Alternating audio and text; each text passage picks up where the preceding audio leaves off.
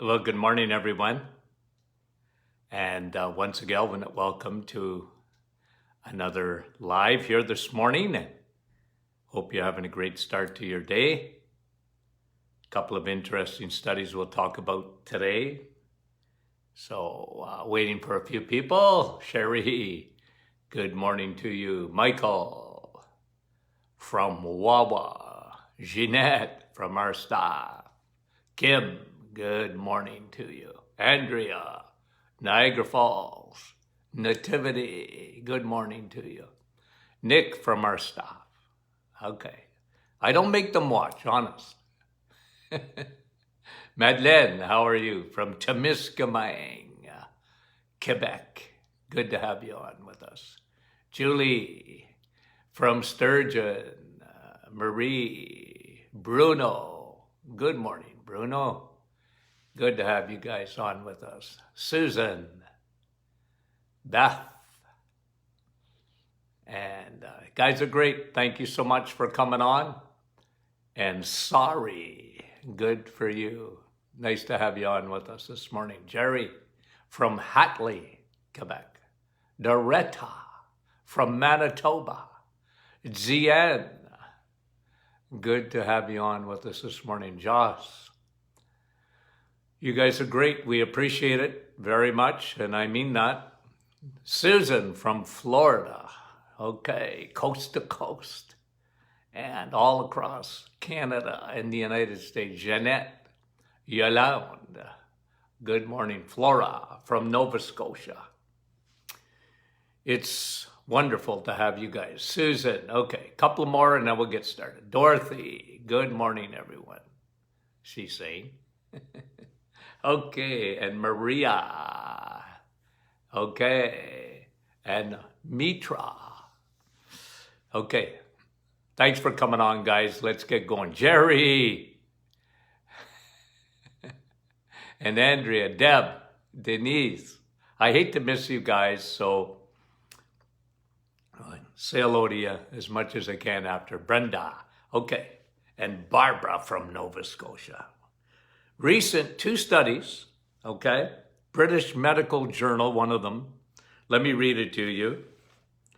Recent study in the British Medical Journal following 137,130 people over 9 years with no history of heart disease, no history at all, almost 140,000 people, observational study, 9 years, ages 35 to 70 with no history of heart disease whatsoever. And here's what they found, okay? Those who ate consistently, I'm just quoting here, those who ate consistently grains, cereals, bread, pasta, here's what they found, okay? With these almost 140,000 people, 47% increase in the risk of stroke. Okay, this is their conclusions. 33% increase in heart attack and 27% increase in total deaths. 47, almost 50% higher risk in stroke, okay? And these are people that were, I would classify them as carboholics. They might not think that, but these people would be classified as carboholics. They were those, and again, I'm quoting the study, who ate consistently grains, okay? Because we've always been taught that grains are the best, right? They're the good for you. Not only do they have fiber, but whole grains and whatever. Your body can't live without that. Well, I beg to differ with that, okay? Now, I want to combine another study, again in the British Medical Journal, talking about carbs, okay? So one of them talking about heart disease and the increase compared to people that don't eat high carbohydrates, grains. They were people, again, this is another study, okay, in the British Medical Journal, study with people who eat high carbs, and what they're saying is there's an increase in the brain reward center. So what's that mean? When you're eating, this is well established, especially with sugars, okay? When you are eating sugars, sugars take a route to your brain to the reward center, People that are addicts, like if you see somebody out in the middle of winter or whatever, and they got to go outside to smoke, why are they doing that? Well, they're addicted. They're addicted to tobacco. They're addicted to nicotine.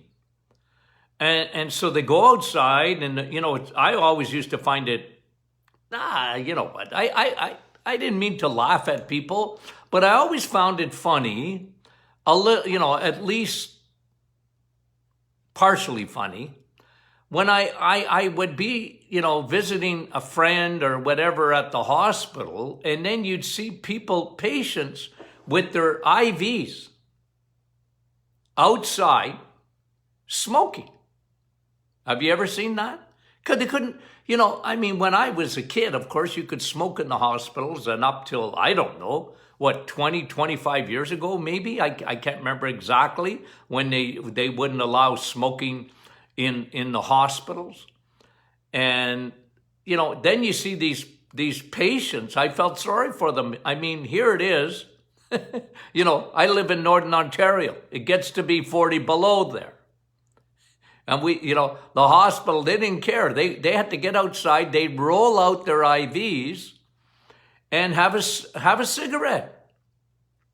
I remember in our hospital in Sudbury, there was a bus shelter, like out in front of the hospital, and they'd be out with their IVs in the bus shelter, having a smoke. Why is that? Yeah, it's addiction, but why? Because of the reward center in the brain. The reward center in the brain.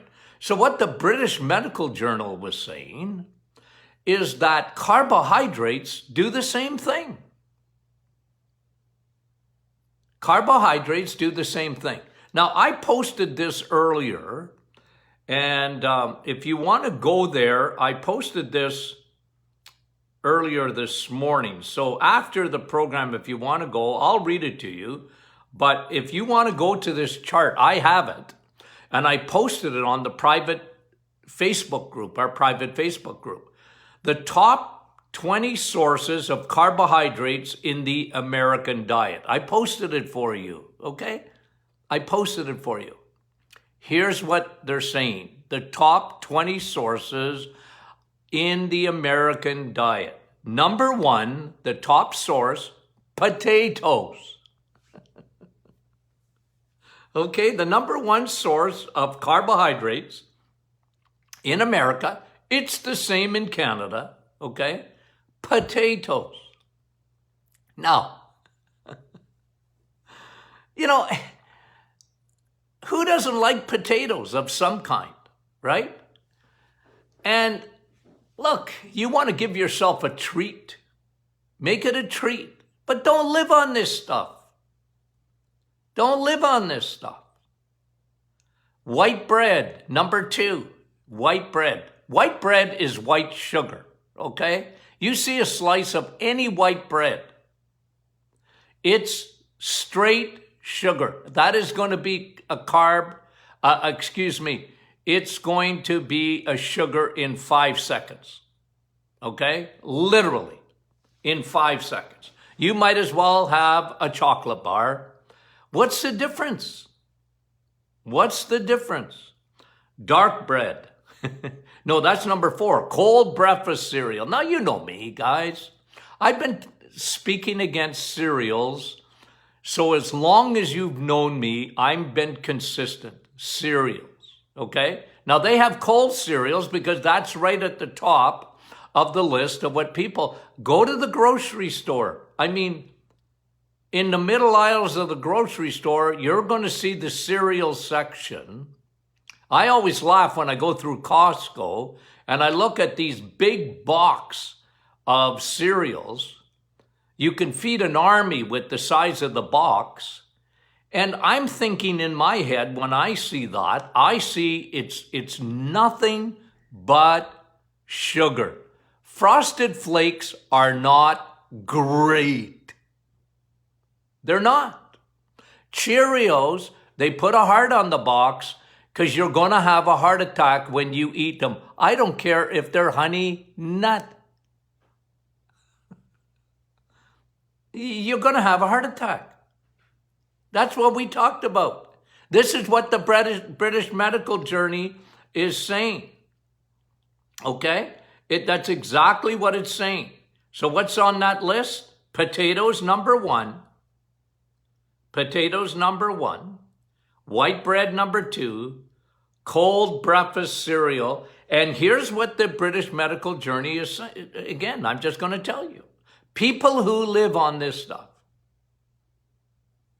Oh, Dr. Martin, I got to get my fiber. Fiber. No, you don't. It's overrated. Fiber's overrated. Fiber comes from the cereal companies.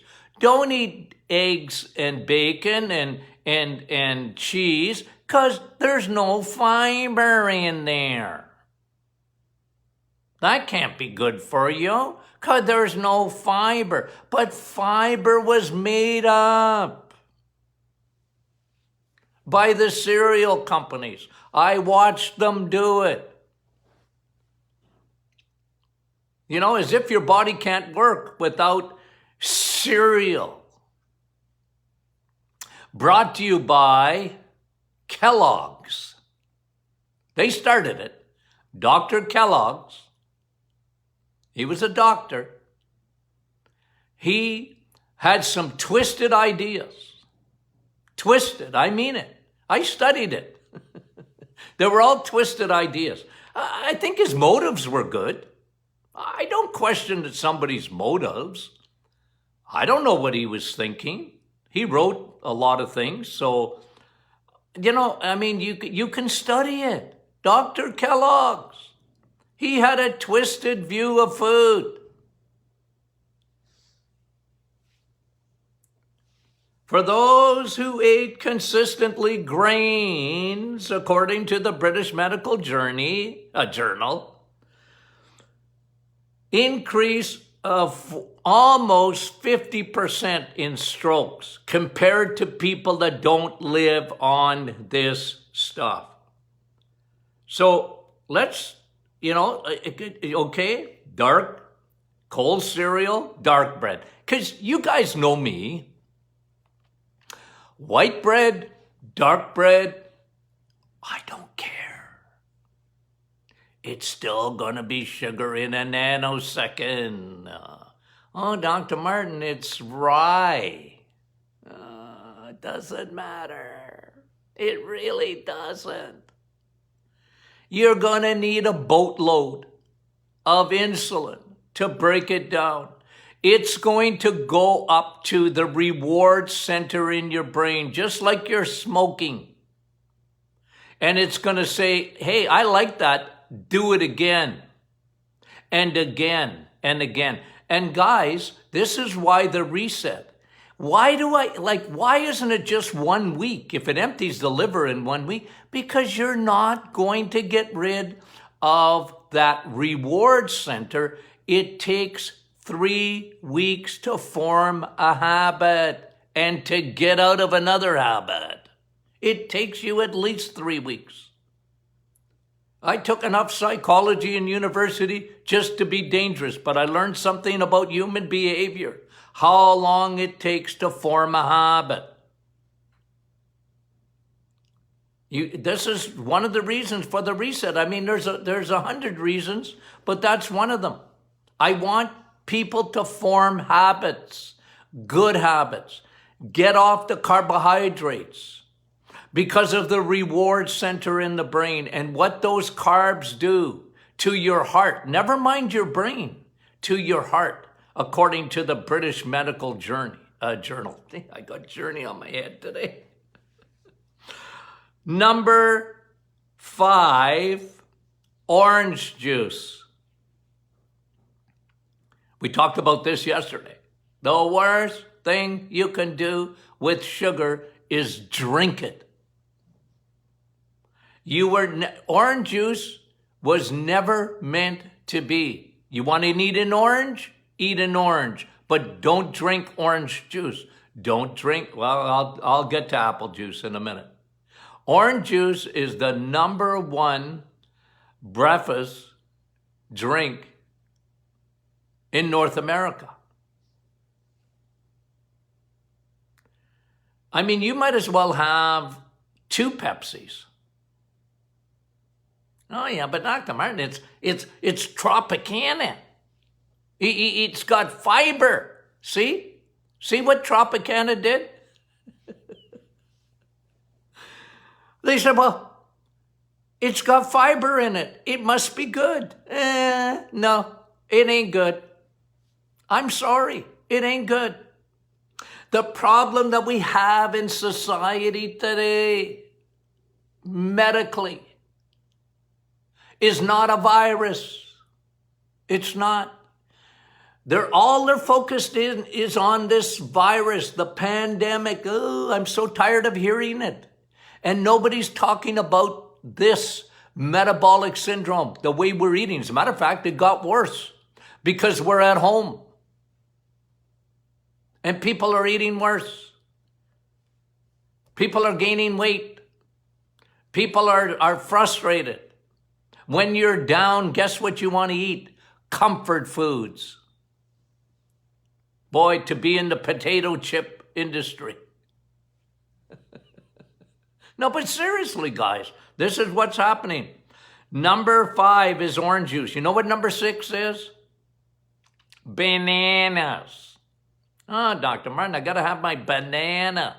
Because where am I going to get my potassium if I don't have my banana? Man, oh man, a banana is a chocolate bar. Remember what I brought this months ago? How many, was it 49 M&Ms? I got to look that up again. I can't remember the exact number. Maybe some of you do. You take out a bag of M&Ms, take a banana, eat the M&Ms, or eat the banana, same difference. 49 M&Ms, or was it 39? I don't know. You guys tell me. I can't remember. I'll look it up afterwards. Banana is number 6 because people have this idea. Now look, you have a banana once in a while. Okay, I get it. I love bananas, by the way. That's why I have long arms. I love them, but I don't eat them. It's a treat. I can't. Neither can you. Neither can you. Don't eat bananas for potassium. Eat eggs, meat, and cheese, and you'll get all the potassium you need. No, but seriously, guys, seriously. You see this? We got a problem with metabolic syndrome today. Metabolic syndrome is what's killing 88% of our population. Heart disease, cancer, Alzheimer's, diabetes, it's all connected, guys. It has to do with our food, and food is carbohydrates. These things are killers in our society today. It's the elephant in the room. It's everything in food is here. And this is one of the reasons, and again, I mentioned this yesterday, somebody's saying, I get it. But they're wrong. They're saying, Dr. Martin's diet, that's no good for you. Based on what? Why are you saying that? Oh, well, I heard that protein, it causes kidney problems. Too much protein. Ooh.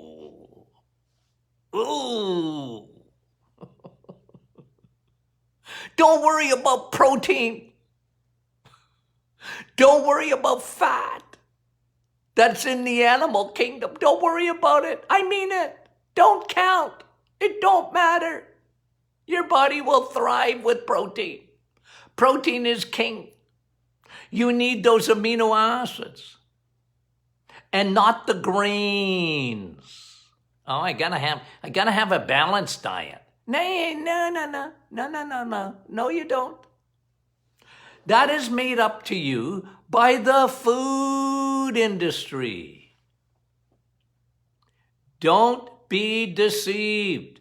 If you have trouble with metabolic syndrome, if you've got elevated triglycerides, if your HDL, your good cholesterol, is not high enough, if you have fatty liver, if you got any high blood pressure, what is it, 60% of the population?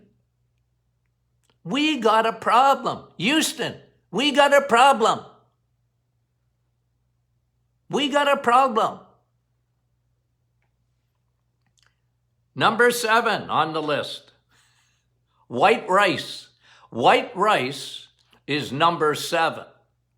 Guys, I know you're going to tell me, well, the Asians, the Chinese, and whatever, they eat rice, and they eat a lot more protein than you think they do. The Japanese, they eat a lot more protein. They eat a lot of fish.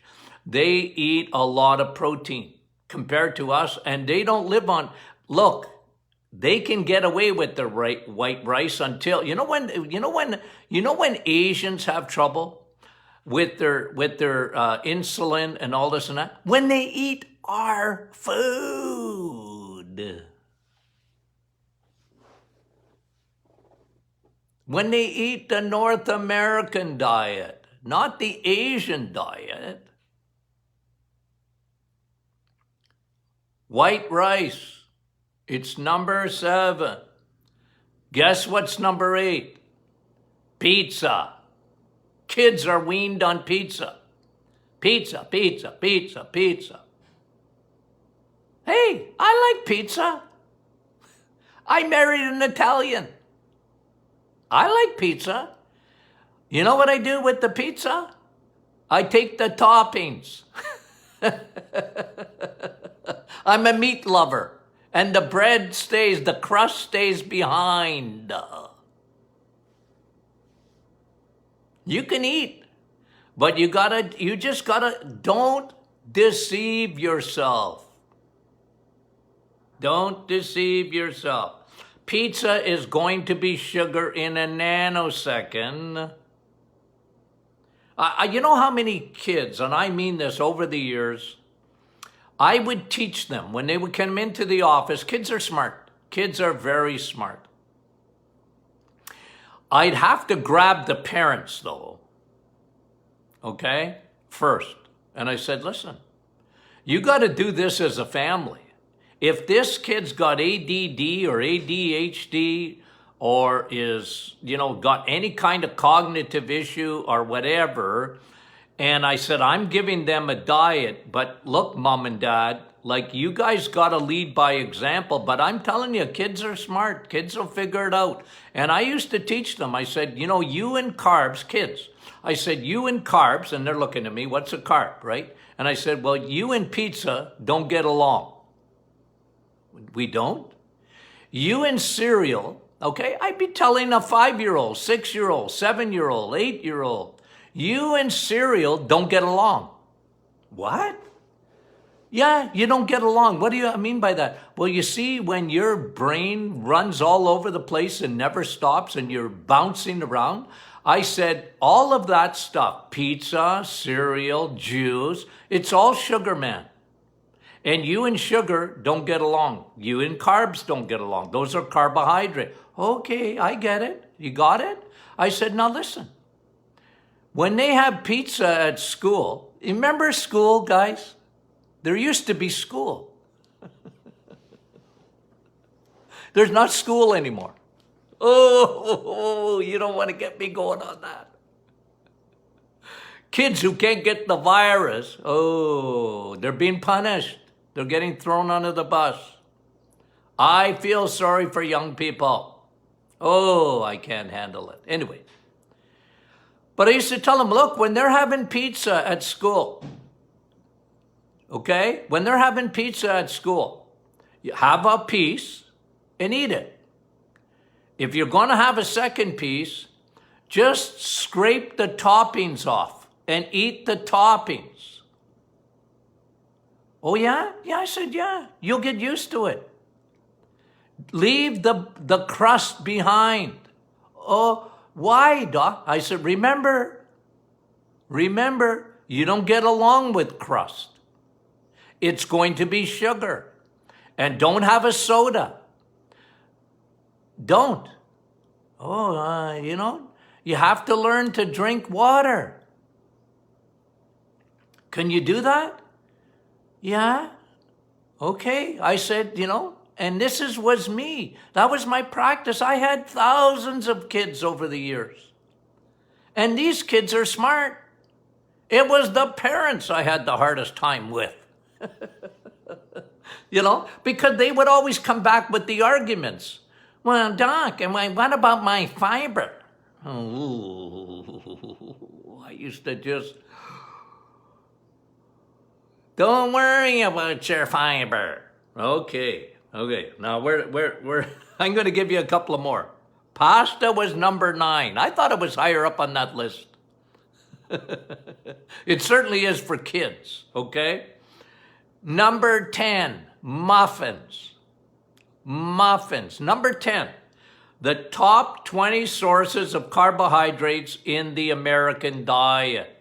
Muffins they made the hit parade at number 10. Muffins.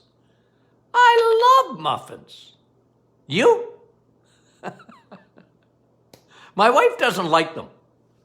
Okay? And I said, well, when I see a muffin, I want to eat it. Okay? But again, I don't know, and Rosie will make like real low carb muffins. Okay? Every once in a while, just to appease her husband. Because she doesn't even like them. She makes great. I love that stuff, but I don't live on it. I can't. I'm like you. I can't. I would like to. I would love to live on that stuff. I can't. So I don't.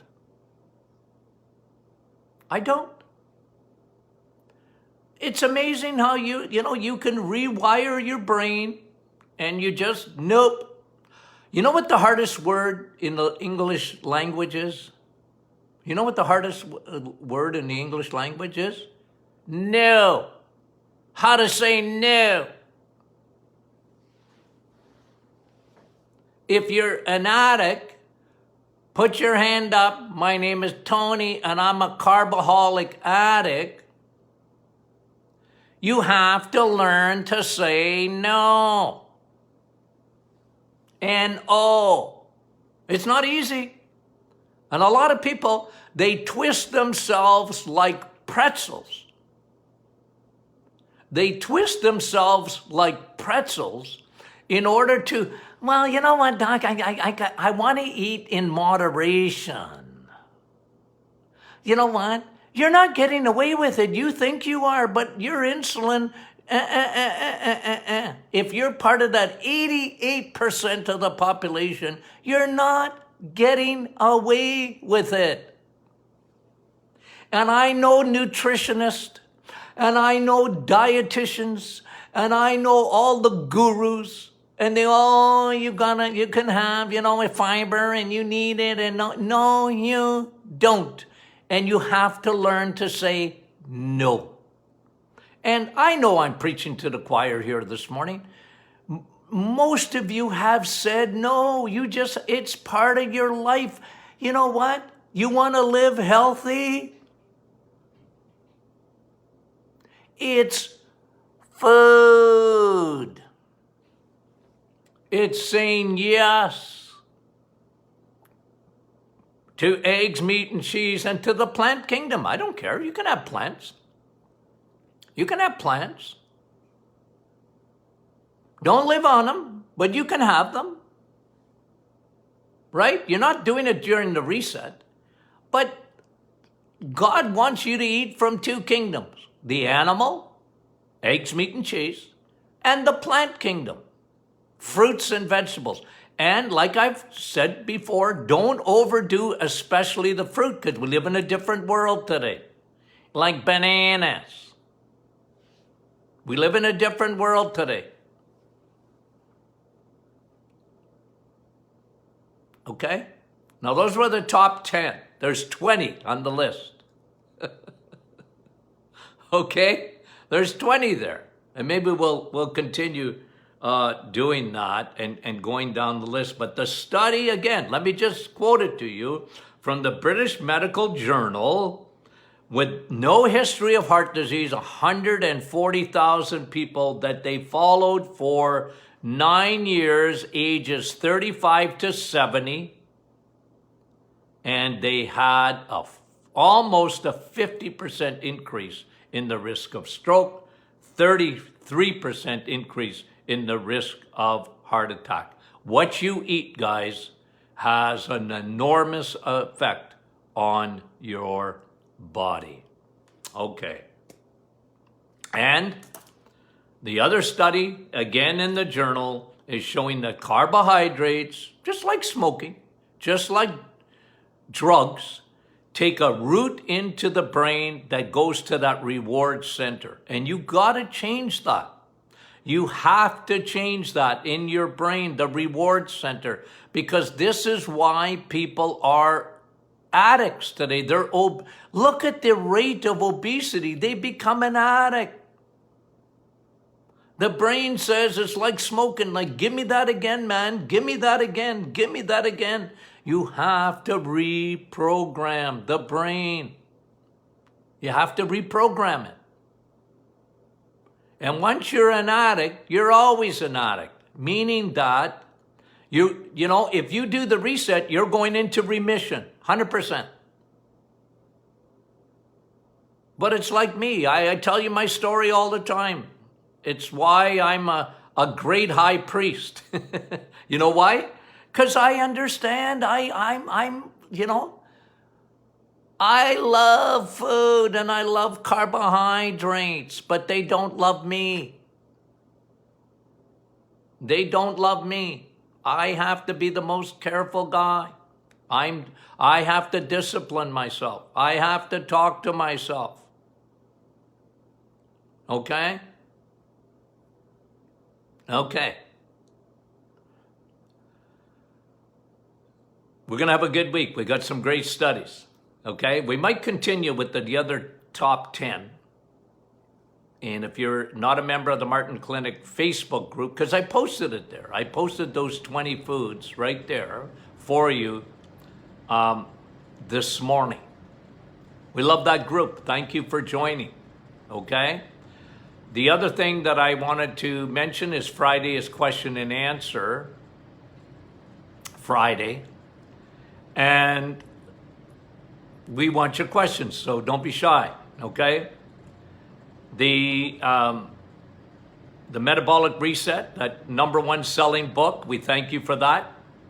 Available at martinclinic.com. Okay? Thank you for making that book so successful. We appreciate it. Okay? We really do. Okay? And we love you guys. We'll talk to you soon.